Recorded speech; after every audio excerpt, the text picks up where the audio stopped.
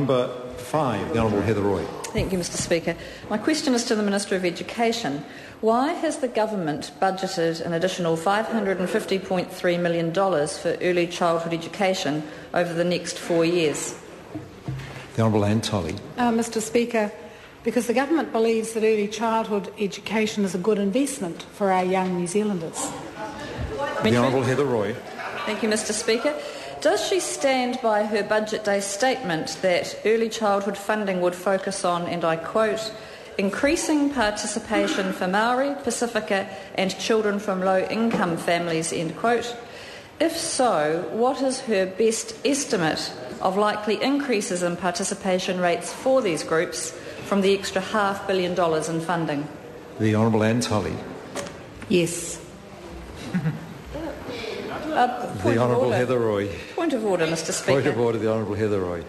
The question required much more than a yes or no answer, I would have thought, Mr Speaker. Well, in fairness, the member asked, can the Minister confirm, if I recollect correctly, that money was being allocated to certain groups, and then the member went on to ask, and if so, how many children would benefit from this? And the Minister, as she's entitled to, answered the first part of the question, because it really was, and she said yes, that was being targeted these groups. The member has further supplementary should she wish to use them. Question number, I beg your pardon, Sue Moroney, supplementary question. Thank you. To the Minister, how does her government's funding of early childhood education compare with the 1% of GDP spent on average by other OECD countries and recommended by UNICEF? The Honourable Tolley. Mr Speaker, this budget 2011 provides an 11.5% increase in early childhood spending from budget 2010, even in the depths of a severe economic recession. I think that's an outstanding record from this government. Point of order, Sue Moroney. Point of order. Mr Speaker, the question was quite specific. It was about the percentage of GDP spent on early childhood education. I'll allow the member to repeat her question just to be certain, because I did not hear it clearly. Sue Moroney. How does her government's funding of early childhood education compare with the 1% of GDP spent on average by other OECD countries and recommended by UNICEF?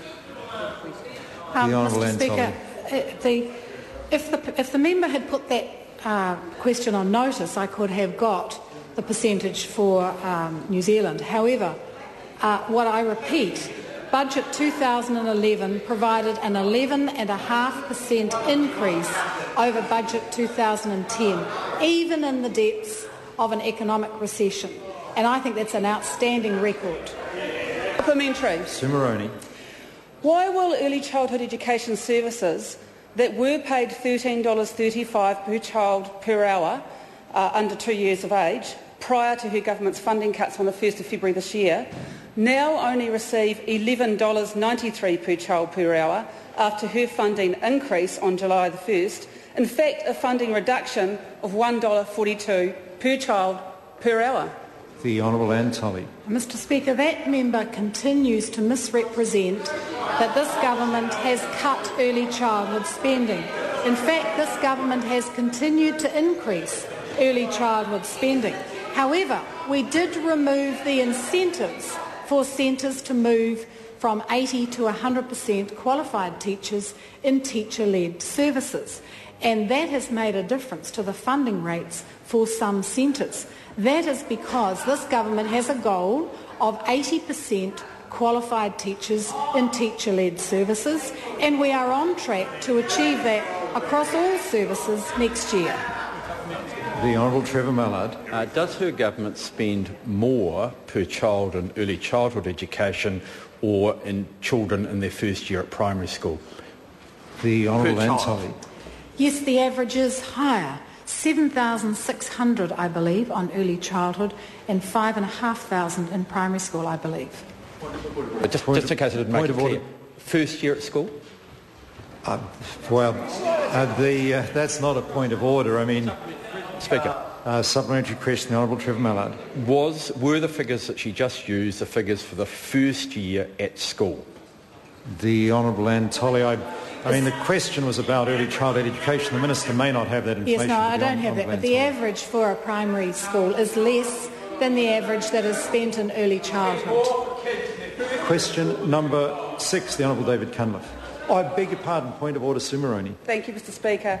I seek leave to table the funding rates for early childhood education to the 1st of February 2011. The source of that information? It's from the Ministry of Education. Funding rates from the Ministry. To table that document. Is there any objection? There is objection.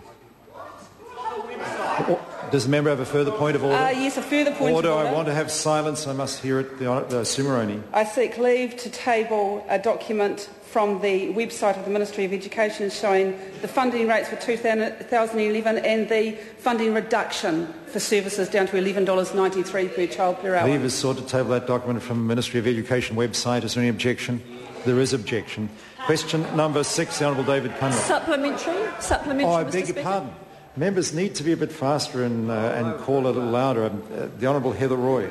Thank you, Mr Speaker. Supplementary question. To the Minister of Education, can the Minister explain to the House how she can justify her claim that her 20-hour free policy is caring when low-income earners are often taxed at a marginal tax rate of between 53 cents to 102 cents in the dollar to subsidise the early childhood education of the children of high-income earners? The Honourable Ann Tolley. Mr Speaker, this government does not have any policy of 20 hours free. In fact, we came to government and changed the name from 20 hours free to 20 hours ECE because that former government had made it so that it wasn't free. The Honourable Sir Roger Douglas. Mr Speaker, could the Minister confirm that her policy on 20 hours free is yet another example of the government's extremist policies that force low-income families to pay high rates of personal tax in order to subsidise asset-rich and high-income families? The Honourable Ann Tolley. Mr Speaker, I repeat, this government has no policy around 20 hours free. Question number 6, the Honourable David Cunliffe.